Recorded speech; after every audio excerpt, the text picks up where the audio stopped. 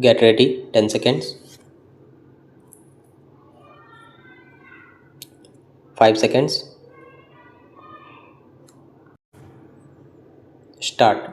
Mr. Deputy Speaker, Sir, I rise to support the demands for grants of the Ministry of Food and Civil Supplies. This ministry has to perform mainly three types of roles. I will refer to those roles and express my views regarding the performance of this ministry in that respect.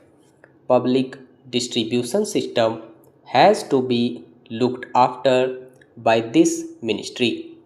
With that system and with the other powers which the ministry has, it should also succeed in holding the price line of the essential commodities. This is the second role which this ministry has to perform. The third role, according to me, which is also the most important, is the role to protect the consumers and protect their rights as consumers of this country.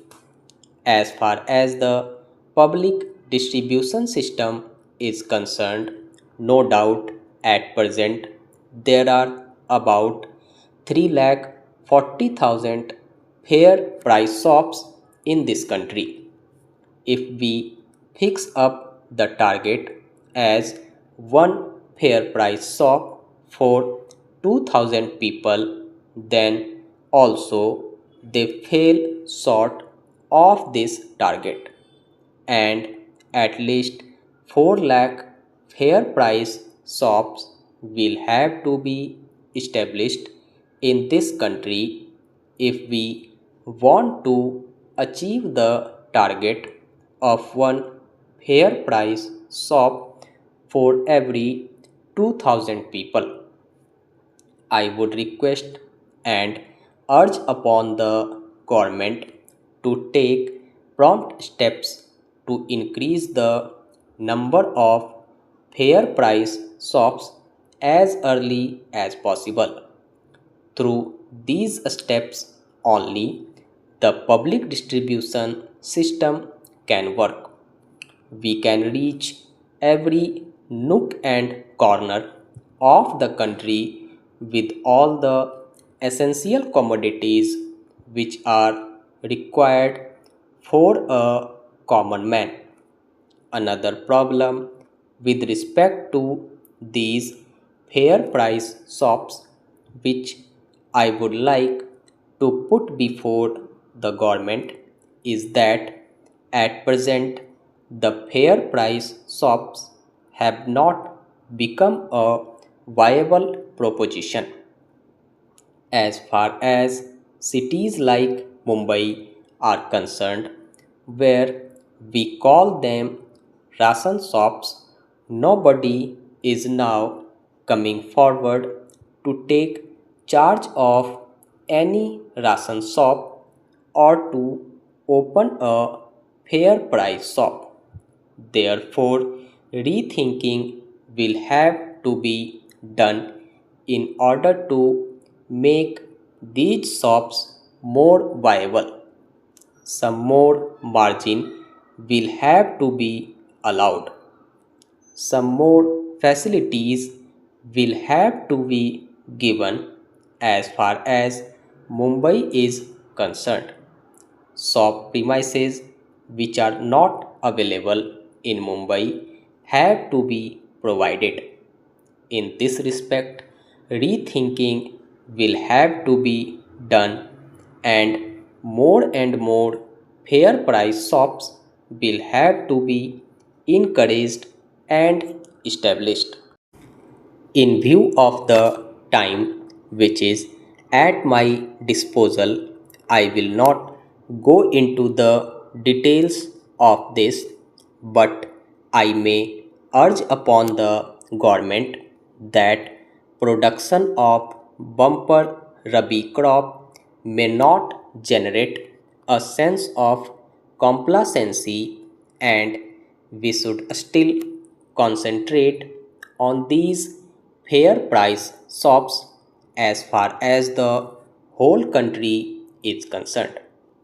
The most important subject which prompted me to speak on this is the rights of the consumers, which are not properly protected at present by this department. We passed the Consumers Protection Act 2006, and it came into force from 24th December 2006. I would like to know whether every state has established the consumers forums which were contemplated under Section 7 of that Act, and what is the state of the National Forum which was supposed to be established under Section 5 of the Act. I am told that the forums which are formed are so unhealthy, with the result that I do not think hardly any meetings are held by these forums, and no purpose is being served by establishing these forums. Therefore, I will urge upon the government to look into the matter and to implement the provisions of this Consumers Protection Act 1986 more carefully and with more vigor. As I was saying, the most important subject which I want to touch today is about the distribution of contaminated butter in cities like Bombay and Delhi, and it has been a very serious matter which the government should take a very serious note of. I am told, and I am sure that the Supreme Court has now decided that there is no danger about the consumption of these articles. I would point out in the first place that nothing has been decided by the Supreme Court as far as the consumption of Irish butter is concerned. They have expressed certain views, and ultimately the whole writ petition has been dismissed or decided on the ground that the judicial proceedings of the nature initiated is not a proper remedy for determining such matters, and therefore, really speaking, the Supreme Court has not decided these matters, though they have expressed certain views. Secondly, the three experts who were appointed by the Supreme Court for this matter had no knowledge about the technical subject which was before them.